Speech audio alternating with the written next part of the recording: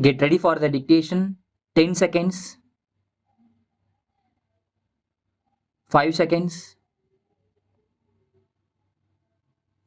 start. Sir, I thank you for the opportunity given to me to speak on this demand.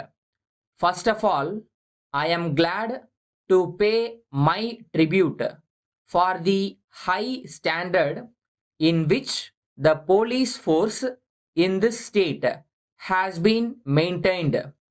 I would like to say that our police force are the best in India. When I say this, it should not be understood that I am not going to point out the defects of the force. I want that it must be organized in such a manner that it should become the best, not only in this country, but in the whole world. Whatever may be the view of the minister in charge, it is good that the moral of the police force has not been affected by the policy of the government. Now, it is necessary for us to understand the duties of the police. It should be realized that the police are not there to terrorize people. On the other hand, it is their duty to serve the people. I would like to point out to the government that it is the primary duty of the police to maintain law and order. If we want the police force to be made useful, they require training and education.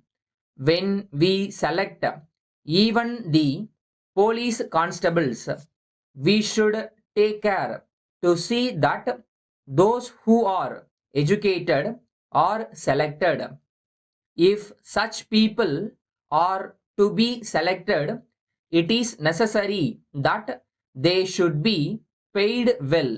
But I am sorry to say that they are not only not paid enough, but their hours of work are longer than they ought to be. I hope it will be possible to get rid of these defects. It is necessary to increase the police force. I am sure that the recruitment from the educated people would improve the state of affairs. We know that the police have to deal with many things, so it may not be possible to keep a larger force manned by a better class of officers.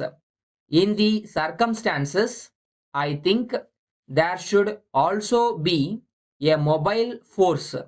Another thing that we should bear in mind in this connection is that the government should have a special force called the cycle force in order to deal with offenders effectively.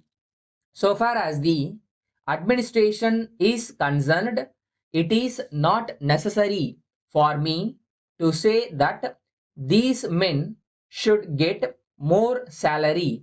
For this purpose, funds will be required and we shall have to impose new taxes. So, I would not like to say anything in the matter. I would leave it to the government to decide according to their financial position. But the difficulty is that most people do not have any permanent house. Even in the report, it is said that the police people are transferred from time to time. So it is difficult for them to get accommodation. it will be good on the part of the government to make arrangements for the provision of houses to them. Letter dated 3rd March 1980 from Ravi and Company, Saidapet, Madras to Mercers, James and Company, Mylapore, Madras. Dear sirs, we thank you for your letter of first instant. We have great pleasure to inform you that we are willing to take up the work proposed by you. We agree with you that it is necessary for you to be convinced about our ability to carry out the work satisfactorily. For this purpose, it is desirable for us to give you an idea of the work that we do and that we have done so far. One of the important items of work that we do is construction of buildings.